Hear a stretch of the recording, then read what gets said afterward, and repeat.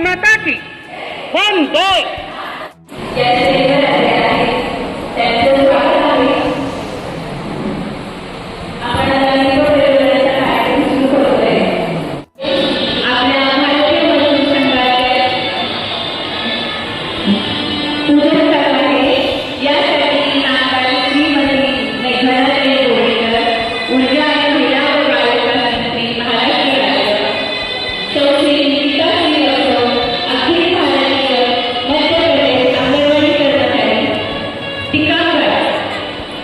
श्री अनिल दुने अखिल भारतीय सचिव भारतीय मजदूर संघ तसेच विद्यमान अध्यक्ष भारतीय मजदूर संघ महाराष्ट्र प्रदेश, श्री किरण सिंगे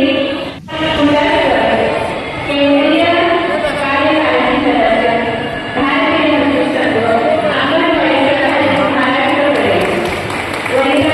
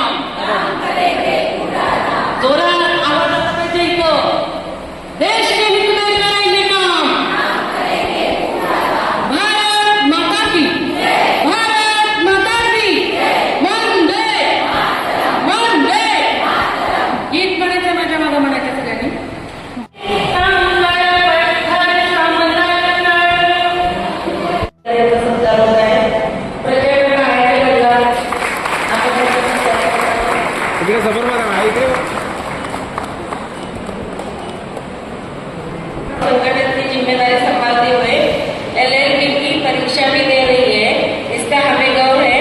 ऐसे हमारे संगीता श्रीवास्तव मैडम का सत्कार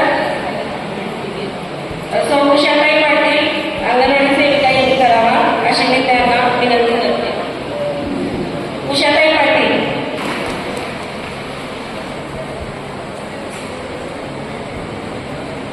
धन्यवाद।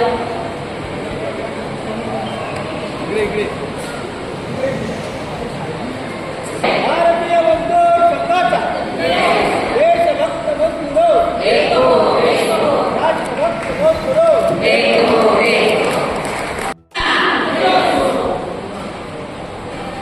भाऊ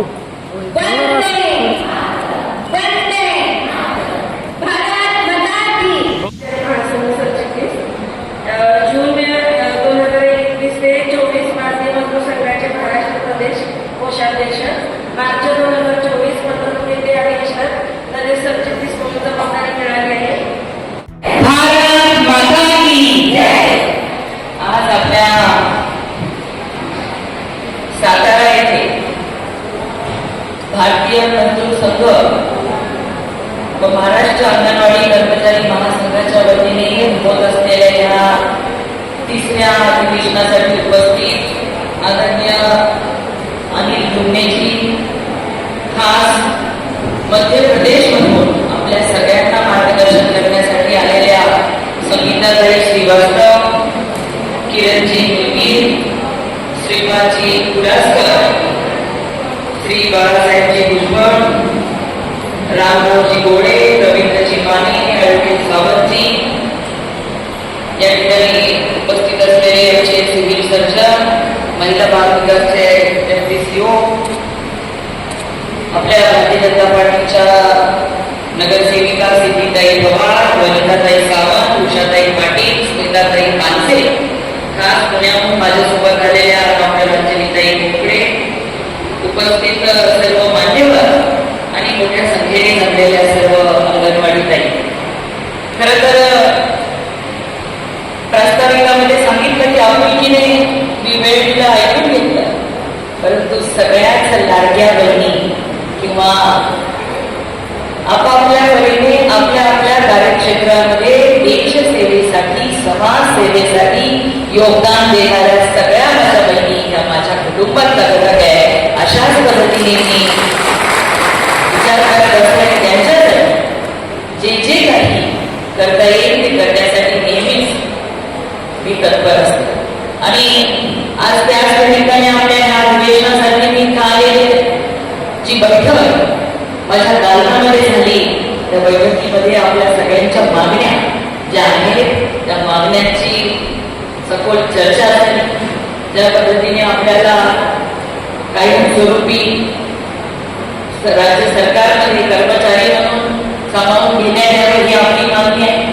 कोरोना काळामध्ये ज्या आपल्या परीक्षा ह्या घेतल्या गेल्या अनेक वर्षांपासून घेतल्या गेल्या नाही की आपल्या प्रत्येकीला प्रमोशन हवंय, त्या परीक्षा झाल्या पाहिजे आणि आपल्याला वेळोवेळी मानधन मिळालं पाहिजे. जे अतिरिक्त कार्यक्रम आपण करता त्या अतिरिक्त कार्यक्रमाचं सुद्धा मानधन आपल्याला वेळेवर मिळत नाही. सुद्धा काही आम्हाला चांगले आधुनिक मोबाईल आपल्याला मिळाले पाहिजे. प्रत्येक केंद्र सरकारचा किंवा राज्य सरकारचा उपक्रम पोषण ट्रॅकर असू दे किंवा वेगवेगळे जे काही आपले ऍप आहे ते चांगल्या पद्धतीने आपल्या मोबाईलवर झाले पाहिजे, जेणेकरून आपल्याला वेळोवेळी त्याची नोंद करता आली पाहिजे. आणि अंगणवाडी वगैरे अशा दुर्गम भागामध्ये असतात जिथे मोबाईलचं नेटवर्क सुद्धा चांगलं नसतं. अशा अनेक समस्या असून सुद्धा आपल्या देशामध्ये आपल्या राज्यामध्ये आपण ज्या पद्धतीने पंतप्रधान नरेंद्र मोदीजी आदरणीय मुख्यमंत्री देवेंद्र फडणवीस साहेब पूर्णपणे विकसित भारताचं स्वप्न, पूर्णपणे विकसित महाराष्ट्राचं स्वप्न हे पाहत आहे, हे केवळ तुमच्या सर्वांच्या योगदानाने पूर्ण होणार आहे. कारण 2047 पर्यंत पूर्णपणे विकसित भारत होणार यामध्ये कुणालाही शंका नाही. कारण त्या दृष्टीने पावले हे आपले पंतप्रधान नरेंद्र मोदीजींच्या नेतृत्वामध्ये आपला देश उचलत आहे. परंतु एक सक्षम, सुदृढ, संस्कारमय अशी पिढी निर्माण करण्याचं काम तुम्हाला सगळ्यांच्या हातामध्ये आहे. हे तुमच्याशिवाय शक्य नाही याची जाणीव आम्हा सगळ्यांना आहे. देवेंद्र फडणवीस नेहमी सांगतात की आपल्या अंगणवाडी ताईंचं काम फक्त ताजा सकस अन्न बनवणं, शिजवणं आणि बालकांना देणं एवढ्या पुरतच मर्यादित नाही, तर त्यांच्याकडनं राष्ट्र निर्मितीचं काम आपल्याला करून घ्यायचं आणि त्या ते करण्यामध्ये मोठं योगदान द्यायचं आहे.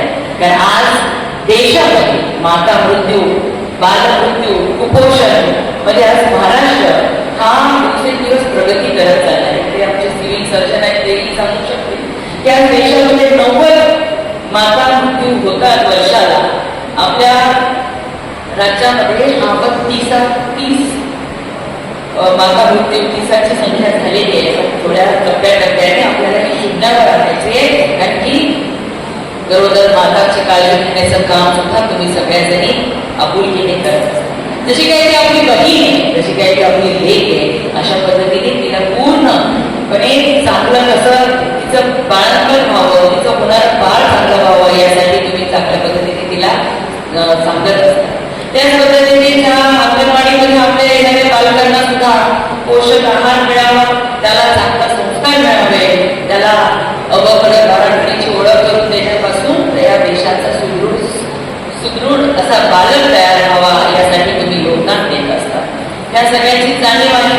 आणि त्याचमुळे आपण या अधिवेशनाच्या माध्यमातून जे काही या ठिकाणी आज तुमचं पूर्ण दिवसभराच्या ह्या अधिवेशनामध्ये चर्चा होईल, त्या अपेक्षा ठेवल्या जातील सरकार म्हणून, सरकारची एक माध्यम म्हणून आपल्याला शब्द देते की आपल्या प्रत्येक मागणीला सकारात्मक पद्धतीने आपल्याला उत्तर देणारे मुख्यमंत्री आपल्याकडे आहेत. आपल्या सगळ्यांना हेही मान्य करावं लागेल की मुख्यमंत्री देवेंद्र फडणवीस मोदीजी सुद्धा म्हणतात की जेव्हा 5 ट्रिलियन इकॉनॉमीचं स्वप्न देश बघतोय, 1 ट्रिलियन इकॉनॉमीचा हिस्सा हा आपलं राज्य पेलणार आहे, त्यामध्ये समान महिलांचा हिस्सा हा तेवढाच असणार आहे. महिलांनी त्यामध्ये लक्ष घातल्यानंतरच हे शक्य होणार आहे. म्हणून अंगणवाडी ताई म्हणून आपण आपल्या कार्यक्षेत्रातल्या प्रत्येक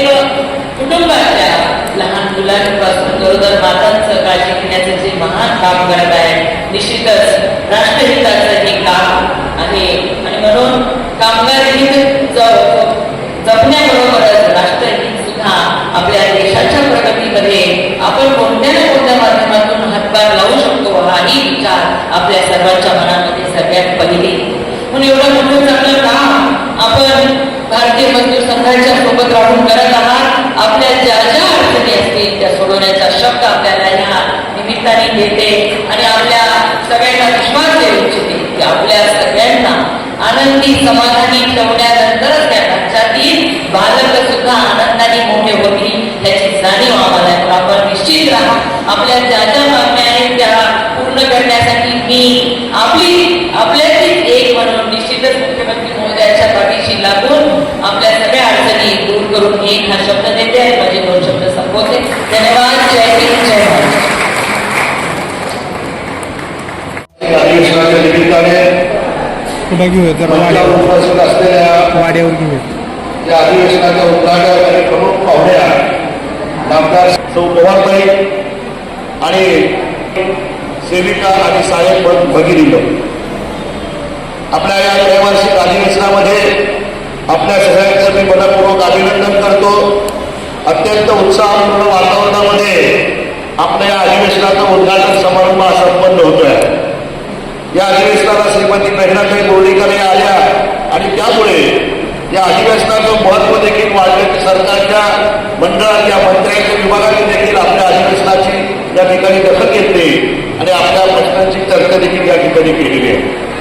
आपल्याला माहित आहे की अंगणवाडी हा जो प्रकल्प आहे हा महिला एकात्मिक बाल विकास या अंतर्गत येणारा एक प्रकल्प आहे. 1975 साली या प्रकल्पाची सुरुवात झाली आणि देशभरामध्ये असणारे जे बालकं आहेत, ते कुपोषण आहे, हे कुपोषण थांबलं पाहिजे, बालकांचा चांगला विकास झाला पाहिजे आणि तो सुरुवातीपासून व्हावा अशा प्रकारची व्यवस्था या ठिकाणी त्यांनी त्या ठिकाणी निर्माण केली. प्रयत्न असा होता की हळूहळू जे काही बालकांचं जे मृत्यूचं प्रमाण आहे ते कमी झालं पाहिजे. त्याचबरोबर महिलांचं जे काही बाळकपणामध्ये होणाऱ्या गोष्टी आहेत ते कमी झाले पाहिजे आणि एक सुदृढ आणि सक्षम अशा प्रकारची बालकं निर्माण व्हावं आणि त्याचबरोबर सुदृढ आणि सक्षम अशा प्रकारची पिढी निर्माण झाली पाहिजे. यासाठी ही योजना 1975 मध्ये 2 ऑक्टोबर या दिवशी सुरू झाली. हळूहळू या योजनेचं काम वाढलं. आज जवळपास 7 कोटी बालकं जे आहेत या योजनेच्या अंतर्गत आहेत आणि देशभरामध्ये लाखो महिला ज्या आहेत आपल्या या अंगणवाडी भगिनी आहेत या महिलांच्या माध्यमातून या सगळ्यांचं काम या ठिकाणी करतात. त्यामुळे अशा या मोठ्या योजनेमध्ये या सगळ्या महिला काम करत असताना साधारण अपेक्षा अशी आहे की बाबा एखादी योजना सरकारची स्कीम वर्कर्स आपण जेव्हा म्हणतो तर शासनाची स्कीम किती दिवसासाठी असू शकते? 2 वर्ष, 4 वर्ष, 5 वर्ष, 10 वर्ष, पण 25 वर्ष, 50 वर्ष आता 1975ला सुरू झालेली योजना आता आम्ही 2026 मध्ये आहोत. 51 वर्ष या योजनेला झाली. हळूहळू त्याचं रूपांतर अंगणवाडीमध्ये झालं आणि 51 वर्ष तुमची योजना चालली तरी देखील तुम्ही या महिलांना अजूनही स्कीम वर्कर म्हणूनच ट्रीट करतात. स्कीम वर्कर म्हटलं की तात्पुरते कामगार झाले, स्कीम वर्कर म्हटलं की शासनाचे ते परमनंट वर्कर नाही अशा प्रकारचा अर्थ काढला जातो आणि परिणामी स्कीम वर्कर आहे शासनाचा त्यांचा डायरेक्टली काही संबंध नाही. ही स्कीम संपली की त्यांचं काम संपणार आहे अशा प्रकारची कायमस्वरूपी व्यवस्था या माध्यमातून यांनी निर्माण केलेली आहे. परिणाम असा झाला अनेक महिला ज्या आहेत या अंगणवाडी सेविका म्हणून लागल्या, अंगणवाडी सेविका म्हणून निवृत्त झाल्या. आज या उषाताई पाटील या ठिकाणी बसल्या, त्या निवृत्त झाल्या. 30-35 वर्ष 40 वर्ष तुम्ही सेवा केली. 35 वर्ष सेवा केल्यानंतर माझ्या हातामध्ये काय येतं? 1 लाख रुपये मला त्या ठिकाणी मिळतात. पेन्शन मला मिळते का? मला पेन्शन मिळत नाही. मला ग्रॅच्युटी मिळते का? ग्रॅच्युटी मिळत नाही. भविष्य निर्वाह निधी मिळतो का? तो मिळत नाही. बोनस मिळतो का? बोनस मिळत नाही. आम्ही 35 वर्ष 40 वर्ष काम करायचं शासनाचं, म्हणायला स्कीम वर्कर आहोत, पण सगळ्या प्रकारची कामं सरकार आमच्याकडून करून घेतं. पण सगळ्या प्रकारची कामं हवं तेव्हा तुम्ही बोलवा तेव्हा आम्ही यायचं, आम्हाला सांगाल तेव्हा ते काम आम्ही करायचं. जर सगळ्यासाठी जर आमच्यावर हक्क तुम्ही गाजवता तर मग आमच्या कर्मचाऱ्यांना तुम्ही कर्मचारी म्हणून देखील ट्रीट केलं पाहिजे आणि त्यांचे हक्क देखील आम्हाला मिळाले पाहिजे. मग आम्हाला ते देताय का तुम्ही? ते देत नाही. त्यामुळे आमची पहिली मागणी अशी आहे की या अंगणवाडी सेविकांना कर्मचाऱ्यांचा दर्जा आपण त्या ठिकाणी दिला पाहिजे आणि कर्मचारी म्हणून असणारे जे सगळे सेवादार आहेत ते आम्हाला त्या ठिकाणी मिळालं पाहिजे. आम्ही आता त्या ठिकाणी मॅडमला बोललो मी, त्यांनी आपल्या भाषणात उल्लेख देखील केला की सुपरवायझरचा विषय आहे. जवळपास 2013 पासून तुम्ही परीक्षा घेतली नाही. अनेक महिला 13 ते 26 या 13 वर्षामध्ये एक बार झाल्या आणि एक बार झाल्यामुळे त्यांचं शिक्षण असो अन्य पात्रता असून देखील त्यांना सुपरवायझरच्या परीक्षेसाठी ते त्या ठिकाणी परीक्षा देऊ शकत नाही. मग ती परीक्षा देण्यासाठी आम्ही म्हटलं की परीक्षा न घेणं हा शासनाचा विषय आहे आणि परीक्षा नाही घेतली याला कामगार संघटना जबाबदार नाहीये आणि त्यामुळे या सगळ्या महिलांना त्या ठिकाणी एक्झामिशन तुम्ही दिलं पाहिजे. या वेळेला काही ना काहीतरी या वयामध्ये सूट दिली पाहिजे आणि वन टाइम बेनिफिट म्हणून या सगळ्या महिला ज्या आहेत की एक बार झालेल्या आहेत त्यांना या सुपरवायझरच्या परीक्षेसाठी बसण्यासाठी संधी तुम्ही या ठिकाणी दिली पाहिजे. त्या म्हणाले आम्ही याच्यावर नक्की पॉझिटिव्हली विचार करू. त्या ठिकाणी त्यांनी आपल्या बोलण्यामध्ये त्याचा उल्लेख देखील या ठिकाणी केला.